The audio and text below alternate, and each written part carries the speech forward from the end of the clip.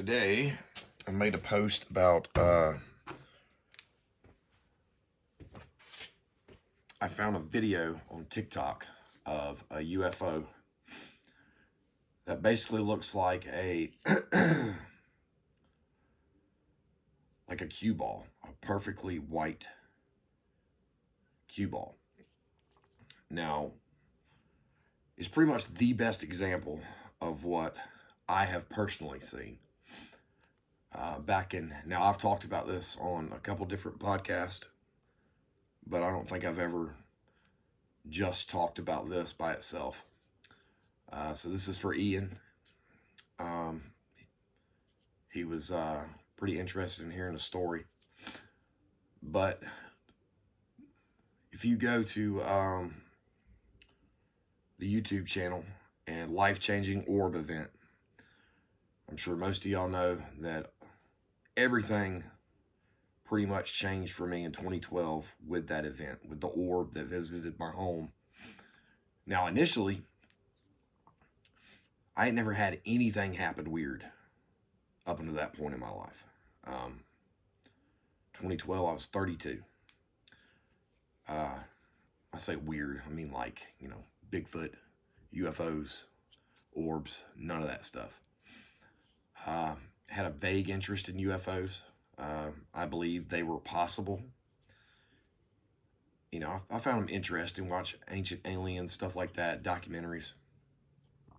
But I never spent any time on anything like that. And then I had the orb event happen. Now, initially, I thought when it happened, and throughout the first week, probably even the second week, I thought that event was UFO related. Part of the reason is because I still had my head up my butt and didn't realize it was pretty much a life-changing spiritual event. But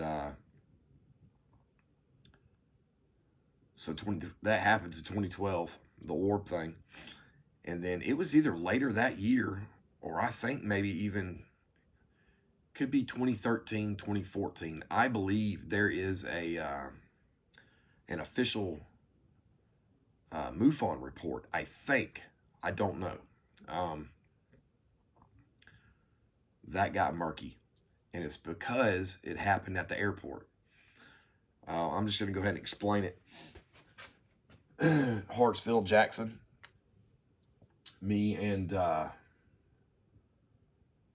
couple other employees were waiting on a plane. These are the gates that the planes park at. Here's the runway. Here's the building. I was on this gate right here. That red dot, that represents me. My supervisor was standing right there next to me.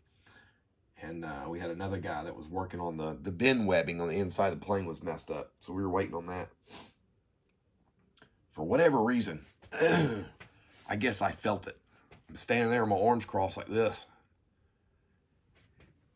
And I just went and looked straight up. And probably all this is guesstimation because it's a ball in the sky with no point of reference. I'm going to say maybe 100 feet above my head. It was a perfectly white, like ivory, like spinning ball. And you could tell it was spinning because it was like reflecting. But it was about the size. I mean, it literally looked like a floating cue ball. It was not a balloon at all. It wasn't a ball of light. It was solid. But there was another one above it, maybe about, I don't know, maybe 60 feet above it, offset.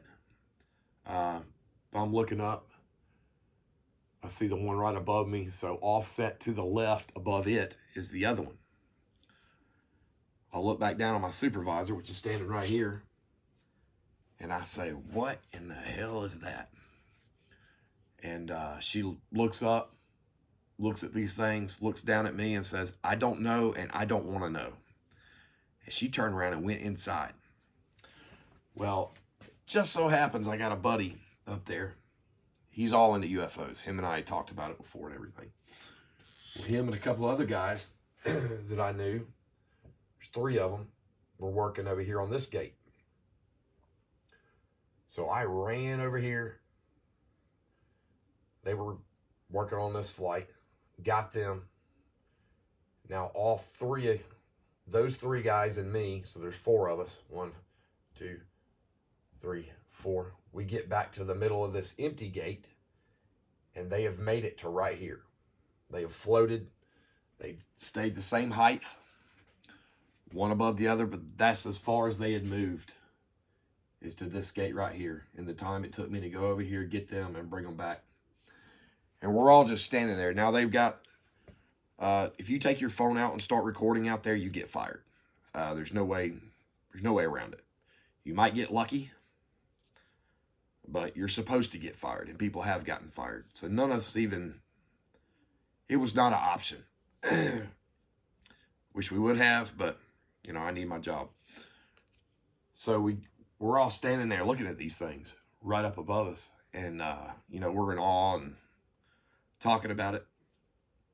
Well, my plane's ready to go, so I come back, and then we get done doing what we're doing. They go back over here. They get done doing what they're doing, and I'll walk back over here. And what they told me, the guys on this gate, was that they kept going in this direction. Both of them. So one here, we'll say the one above it. They moved this direction to the runway and got above the runway. And I can't remember what they said, whether it was when a plane either took off or a plane was landing. They were standing here, and they watched it.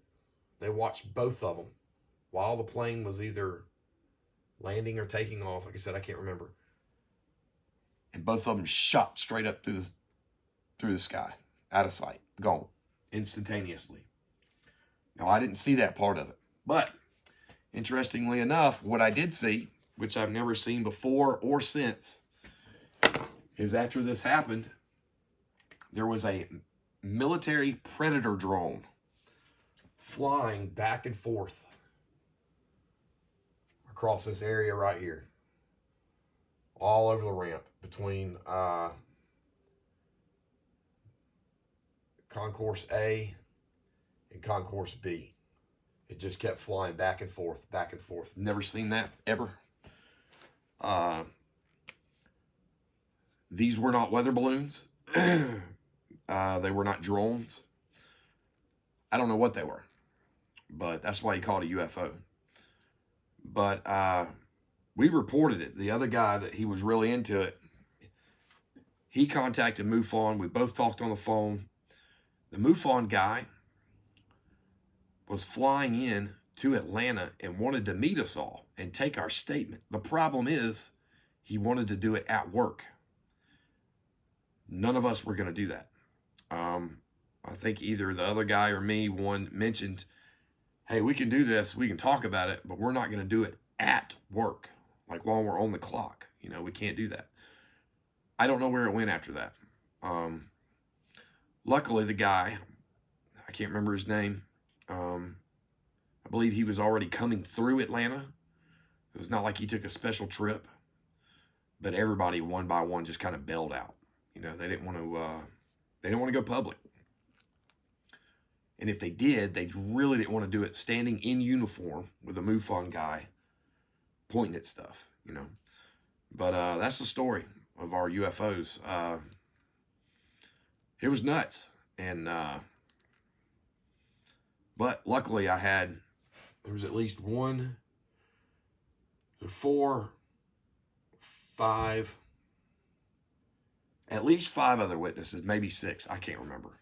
But thank God they were there to back me up.